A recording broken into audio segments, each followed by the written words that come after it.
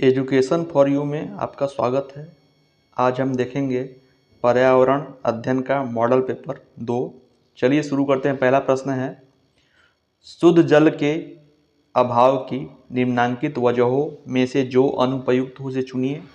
तो हमारा क ऑप्शन है, जल के प्रबंधन की दिशा में प्रभावी कदम न उठाए जाना, वैश्विक स्तर पर जल का असमान वितरण, नदियों, तालाबों, सागरों तथा महासागरों में अपशिष्ट पदार्थों को शोधित करके विसर्जित करना, घ है औद्योगिक संस्थानों तथा नगरों का नदियों के किनारे विकसित होना।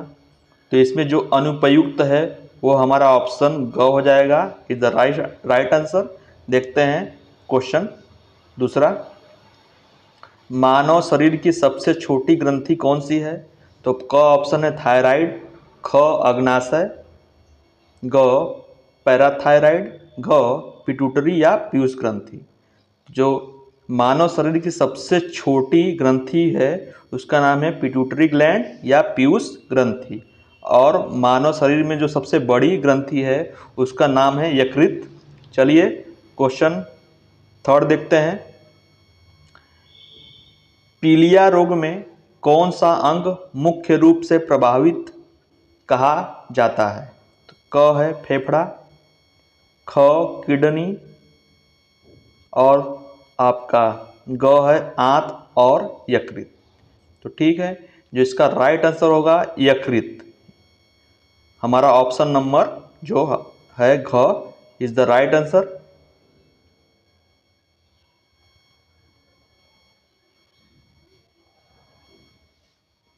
चलिए अगला प्रश्न देखते हैं, सन 2002 के अगस्त सितंबर माह के दौरान दक्षिण अफ्रीका के जोहान्सबर्ग के उबटू गांव में टिकाऊ विकास पर आयोजित हुए संयुक्त राष्ट्र सम्मेलन में संरक्षण का आह्वान किया गया।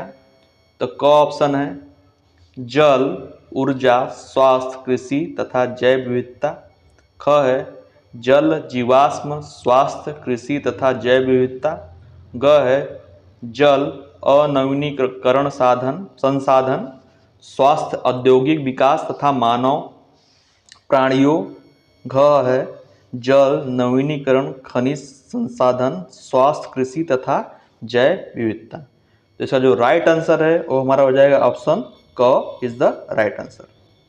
चलिए क्वेश्चन नंबर 5 देखते हैं, विश्व एड्स दिवस कब मनाया जाता है?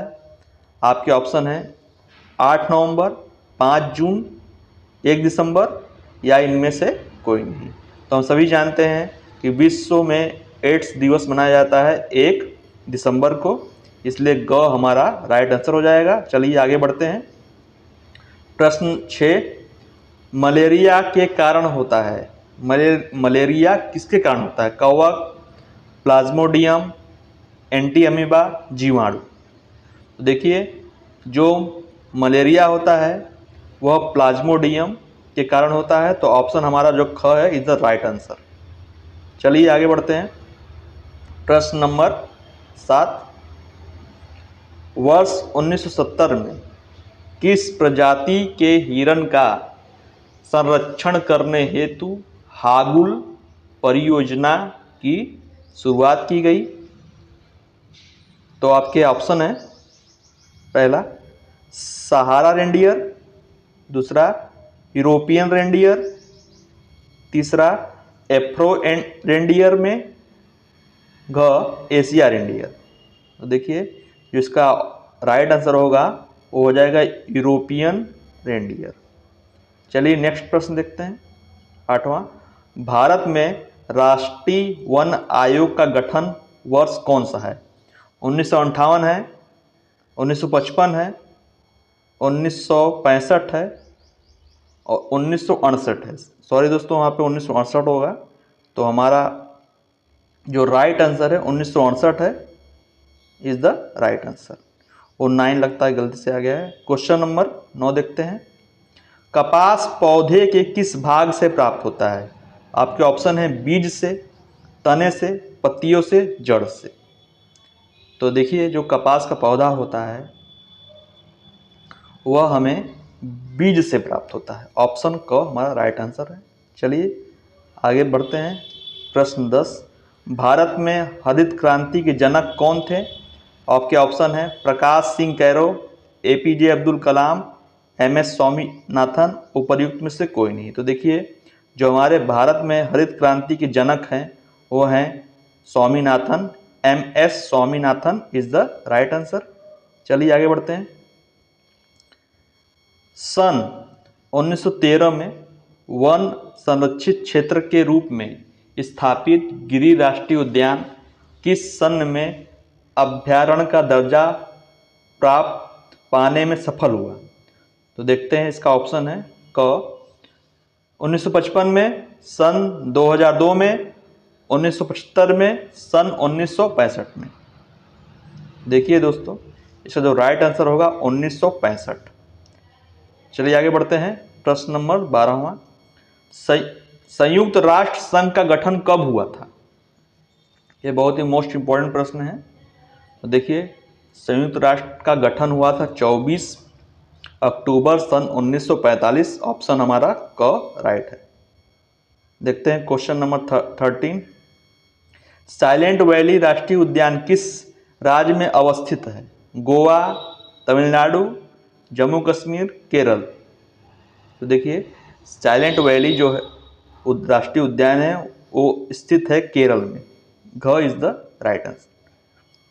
देखते हैं प्रश्न 14, साधारण नमक का रासायनिक नाम क्या है? देखिए जो हम लोग नमक यूज करते हैं अपने घरों में वो होता है NaCl, मतलब सोडियम क्लोराइड। तो घ हमारा राइट हो जाएगा। प्रश्न 15वां, मादा क्यूलेक्स मच्छर निम्नांकित में से किस रोग का वाहक है? बहुत ही आसान प्रश्न है दोस्तों। तो देखिए प्लाज्मोडियम मच्छर से मलेरिया होता है, तो प्लाज्मोडियम, तो मलेरिया तो यहाँ पे होगा नहीं। रिंग वर्म, ये संभव नहीं है कि रिंग वर्म मादा क्यूलेक्स मच्छर से हो जाए। तो हमारा जो फाइलेरिया है is the right answer. Question 16 देखते हैं, प्लास्टर ऑफ पेरिस का रासायनिक नाम क्या है? तो पहला ऑप्शन है calcium chloride, calcium nitrate, calcium sulphate dehydrated. ठीक है, और उपर्युक्त में से कोई नहीं। तो देखिए कैल्शियम क्लोराइड अभी हम लोग ने देखा, कैल्शियम नाइट्रेट यहाँ पे, और जो हमारा ऑप्शन ग है प्लास्टर ऑफ पेरिस का नाम है, रासायनिक नाम है कैल्शियम सल्फेट डिहाइड्रेटेड। तो इसका ग ऑप्शन राइट हो जाएगा। चलिए देखते हैं अगला प्रश्न, मोबाइल फोन की बैटरियों में निम्नांकित में से कौन सी धातु मुख्य रूप से प्रयोग में लाई जाती है? पहला ऑप्शन आपका है कॉपर, ताम्र जिसे बोलते हैं, जस्ता, निकेल, लिथियम। जान लीजिए पहले मोबाइल की जो बैटरी थी वह निकेल धातु से बनती थी, लेकिन बाद में बनने लगी लिथियम से, क्योंकि लिथियम इसकी तुलना में उसमें ज़्यादा हाई पावर होता है तथा इसमें अधिक रिचार्जेबल साइकिल का गुण होता है। अतः मोबाइल बैटरियों में मुख्यतः लिथियम धातु का प्रयोग होता है। तो ऑप्शन हमारा घ is the right answer. Next प्रश्न देखते हैं, निम्नलिखित में से कौन सी गैस वेल्डिंग व धातुओं की कटिंग करते समय प्रयोग में लाई जाती है? तो देखिए इसका जो आंसर हो जाएगा हमारा, पहला है मीथेन, दूसरा है लिक्विड पेट्रोलियम गैस, तीसरा है एथिलीन, चौथा है एसिटिलीन। तो देखिए इसका जो ऑप्शन, जो आंसर राइट है उसका नाम है एसिटिलीन। एसिटिलीन हमारा घ में है। इसका जो फॉर्मूला होता है CH डबल बॉन्ड CH, और एसिटिलीन ऑक्सीजन के साथ ज्वलित अवस्था में ऑक्सी एसिटिलीन फ्लेम पैदा करती है, जिसका तापमान लगभग 3500 सेंटीग्रेड होता है। इसके प्रयोग द्वारा धातुओं को पिघलाकर कटिंग व वेल्डिंग का कार्य किया जाता है। चलिए अगला प्रश्न देखते हैं। प्रश्न 19, निम्नलिखित में से कौन सा एक विभिन्न फसलों के लिए मृदा में विद्यमान एक सूक्ष्म पोषक तत्व है? तो देखते हैं, आपका पहला ऑप्शन है कैल्शियम, फिर मैग्नीशियम, पोटेशियम, मैग्नीज। देखिए, फसलों के लिए मृदा में उपस्थित सूक्ष्म पोषक तत्वों में जो होता है उसमें बोरान होता है, आयरन होता है, कॉपर होता है और मैग्नीज होता है। तो देखिए मैग्नीज कहाँ पे है? ऑप्शन नंबर घ is the right answer. Question 20 देखते हैं। शुष्क सेल में विद्युत का उत्पादन, हमारा ऑप्शन है रासायनिक ऊर्जा से होता है, ऊष्मीय ऊर्जा से होता है कि यांत्रिक ऊर्जा से होता है, या घ खनिज ऊर्जा से होता है। तो देखिए जो हमारा राइट आंसर हो जाएगा वो हो जाएगा रासायनिक ऊर्जा इज द राइट आंसर। चलिए आगे बढ़ते हैं। प्रश्न 21, कठोर जल पूर्णतः वाष्पीकृत हो जाता है तो पात्र में सफेद ठोस बचा रह जाता है, ऐसा निम्नलिखित में से किसकी उपस्थिति के कारण होता है? तो ऑप्शन पहला हमारा है CaMg, कैल्शियम और मैग्नीशियम के कार्बोनेट के कारण। दो है Ca और Mg मतलब कैल्शियम और मैग्नीशियम के सल्फेट के कारण। थर्ड है कैल्शियम और मैग्नीशियम क्लोराइड के कारण। देखिए इसमें जो नीचे कूट दिया है, नीचे दिए गए कूट का प्रयोग करके सही उत्तर को चुनिए। क ऑप्शन है केवल 1 और 2, ख ऑप्शन है 1, 2, 3 तीनों सही, ग केवल 3 सही, घ केवल 1 और 3 सही। तो देखिए कैल्शियम और मैग्नीशियम कार्बोनेट कारण होता है, कैल्शियम और मैग्नीशियम सल्फेट कारण भी होता है, कैल्शियम और मैग्नीशियम क्लोराइड के कारण भी होता है। तो हमारा जो तीनों है वो राइट आंसर है। तो राइट हमारा जो हो जाएगा ऑप्शन ख इज द राइट आंसर। चलिए आगे बढ़ते हैं। प्रश्न 14वां 24वां है, ठीक है। जनवरी 2016 को भारत के किस राज्य को देश के पूर्ण जैविक राज्य का दर्जा प्राप्त हुआ? ऑप्शन है गोवा को, सिक्किम को, उत्तराखंड को, मेघालय को। इसका जो राइट आंसर है वो सिक्किम हो जाएगा, क्योंकि सिक्किम ही 2016 में ऐसा पहला राज्य था जिसको पूर्ण जैविक राज्य का दर्जा प्राप्त हुआ था। अगला प्रश्न देखते हैं। भारत का पहला धुआं मुक्त गांव घोषित किया गया है। व्याचा कुरल्ली कर्नाटक, ख आनंद महाराष्ट्र और आपका ग है कढ़ी तमिलनाडु, घ है मंडी हिमाचल प्रदेश। इसका जो राइट आंसर होगा ऑप्शन हमारा क इज द राइट आंसर। आगे बढ़ते हैं। क्वेश्चन 24वां देखते हैं। भारत का सोयाबीन राज्य कहा जाता है? उत्तर प्रदेश को, झारखंड को, छत्तीसगढ़ को, मध्य प्रदेश को। तो देखिए जो भारत में अधिकतर सोयाबीन की खेती होती है वह मध्य प्रदेश में होती है, इसलिए ऑप्शन घ हमारा Madhya Pradesh is the right answer. चलिए आगे बढ़ते हैं। भारत आकार की दृष्टि से विश्व का रिक्त स्थान देश है। 5वां, 6वां, 7वां, 8वां। हम लोग सभी जानते हैं भारत आकार की दृष्टि से विश्व का 7वां सबसे बड़ा देश है। चलिए आगे बढ़ते हैं। प्रश्न 26, काजीरंगा राष्ट्रीय उद्यान कहाँ स्थित है? असम में, उड़ीसा में, राजस्थान में, गुजरात में। तो काजीरंगा राष्ट्रीय उद्यान हम जानते हैं असम में स्थित है। चलिए आगे बढ़ते हैं। प्रश्न 27, निम्नलिखित में से कौन सी धातु खनिज नहीं? Haematite, bauxite, gypsum, limonite. देखिए हेमेटाइट, बॉक्साइट और लिमोनाइट तीनों ही खनिज है, लेकिन जो जिप्सम है वह खनिज नहीं। ऑप्शन ग हमारा राइट आंसर हो जाएगा।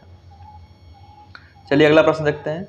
पश्चिम बंगाल रानीगंज निम्नलिखित में से किस खनिज के लिए सर्वप्रसिद्ध है? आपके ऑप्शन है कोयले के लिए, मैग्नीज के लिए, तांबे के लिए, लौह अयस्क के लिए। लौह अयस्क के लिए देखते हैं। जो रानीगंज हमारा पड़ता है पश्चिम बंगाल में है। तो यह जो पश्चिम बंगाल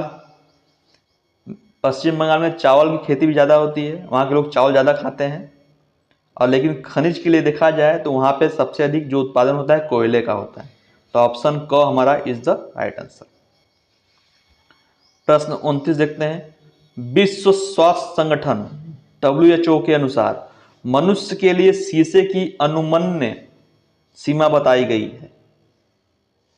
देखिए इसका जो ऑप्शन है पहला है 4 mg प्रति सप्ताह। 4 mg प्रति सप्ताह प्रति व्यक्ति बड़ी आयु के मनुष्यों में 2 mg प्रति सप्ताह प्रति बच्चों में।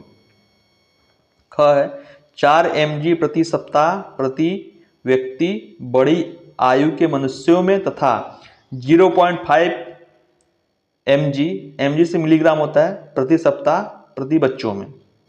ग है 3 मिलीग्राम प्रति सप्ताह प्रति व्यक्ति बड़ी आयु के मनुष्यों में तथा 2 mg प्रति सप्ताह प्रत्येक बच्चों में। घ है 3 mg प्रति सप्ताह प्रति व्यक्ति बड़ी आयु के मनुष्यों में तथा 1 mg प्रति सप्ताह प्रत्येक बच्चों में। देखिए इसका जो ऑप्शन होगा ये हमारा ऑप्शन जो ग है 3 mg is the right answer. Next प्रश्न देखते हैं।